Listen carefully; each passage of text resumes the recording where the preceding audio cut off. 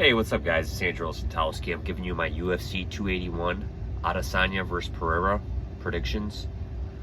Man, November always has a stacked pay-per-view, and this November is no different. Very excited for this card.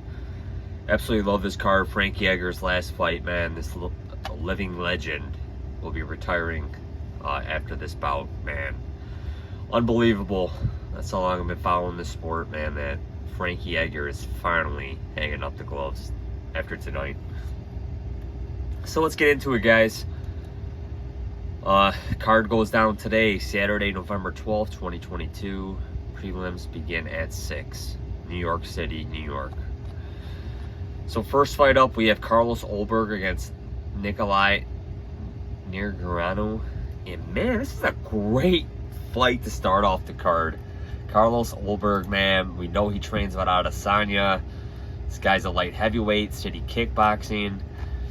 Coming off a nice knockout win over Tafon Nichichui, and I believe that was like a pick'em fight too. And man, he put Tafon out. And I mean, Tafon is he just doesn't have the high level striking that Carlos does. And once Carlos opened up, he put him out. We beat Charant. We know Fabio Charant was just a friggin' guinea pig in the UFC, man. He was just fed to the, we just know he can't compete with UFC caliber opponents. Lost to Kennedy in Jiu-Jitsu, but we know how good Kennedy has looked when his striking is on. He can look really good. So they call him Black Jag, 31 years old, man, and I like all the city kickboxing guys, man. I'm not going to lie. Nikolai really impressed me his last time out. I thought Ihor Pereira was going to pose a problem to him. And Nick Naragenu, he's come a long way since he made his UFC debut to Safarov. And he looked really good, man. His striking really looked crisp once he opened up. And I'm going to side with Ulberg here, but, man, I am very much looking forward to this fight. But my pick will be Ulberg. Julio Arce against Montel Jackson. Again, Montel Jackson, one of those guys that doesn't fight often, man. He's finally facing a step up in talent. I'm going to side with Julio Arce here, man. I was initially leaning Arce at first, and I kind of leaned Jackson. But I'm going to side with Arce here, man. I just think that I don't really know what we're going to see from Montel Jackson's striking. We know Montel Jackson wants to grapple. And I don't know. I just like Arce here, man. It's kind of really hard to trust Jackson when he's kind of fighting guys that are way below him.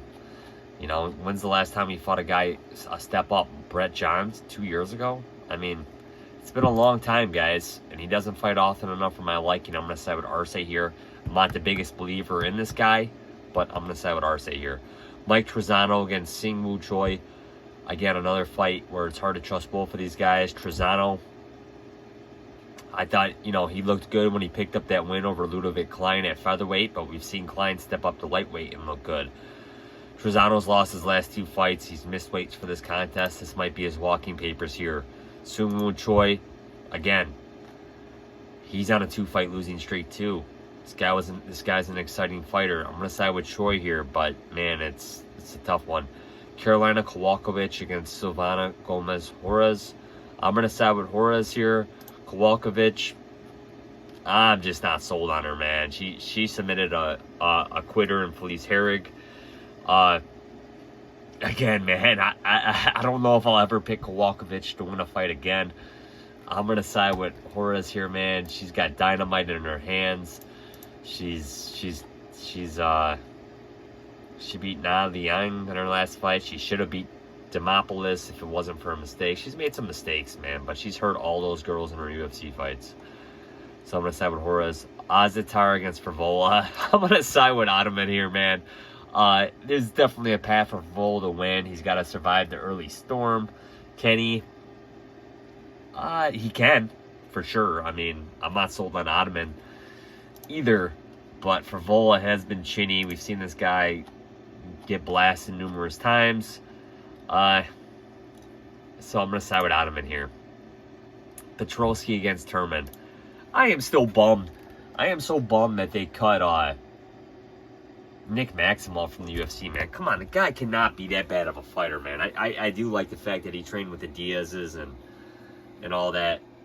And Petroski was a heavy underdog to Maximoff in this fight back in May, and he subbed Maximoff, man. He subbed him, and I think he's gonna sub Wellington Turman here, man. A guy that I'm just not really high on, guys. I just don't really have a lot of faith in Wellington Turman here, and I do think Petroski gets him out of there. Aaron Blanchfield against Molly McCann. Molly McCann has met her match now. Aaron Blanchfield is no joke, and I think that Molly McCann finally gets exposed. She stops getting these easy layup fights.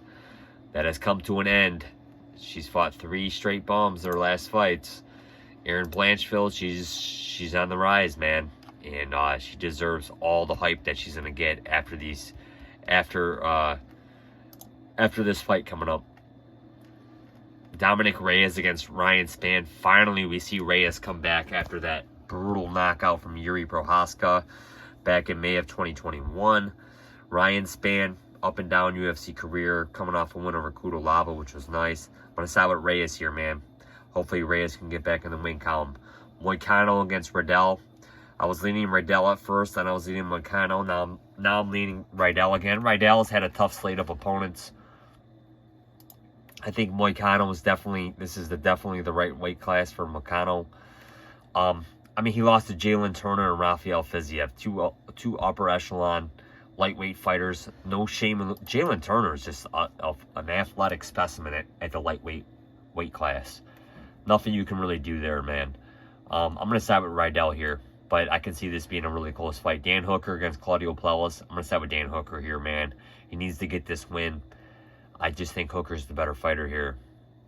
Frankie Edgar against Chris Gutierrez. Edgar's going to have to watch out for those calf kicks, man. That's going to be the real danger here. I like Frankie Edgar here to pick up a win and ride off into the sunset. Dustin Poirier against Michael Chandler. Man, I think this is the fight I'm looking forward to the most. I like Michael Chandler, man. Dustin Poirier just got that UFC deal for his hot sauce. These two guys have had some words with each other. They're both, I mean, there could be some definite title shot implications for the winner here, or maybe the winner faces Dariush, and the winner of that gets a title shot, because Islam Makhachev is supposed to fight Volkanovski, but don't know if that's going to happen. I like Chandler here, man. I hope Chandler can, knock him out and make a statement, but, man, I look forward to it. Both these guys are good guys for the sport, man. I like both these guys, but I got to pick a winner here. I'm going to side with Michael Chandler. Carlos Esparza against Weili Zhang. I'm going to side with Zhang here. I think the UFC definitely wants Esparza to lose her belt. She's not an exciting fighter. Zhang is, and I like Zhang here. Adesanya against Pereira.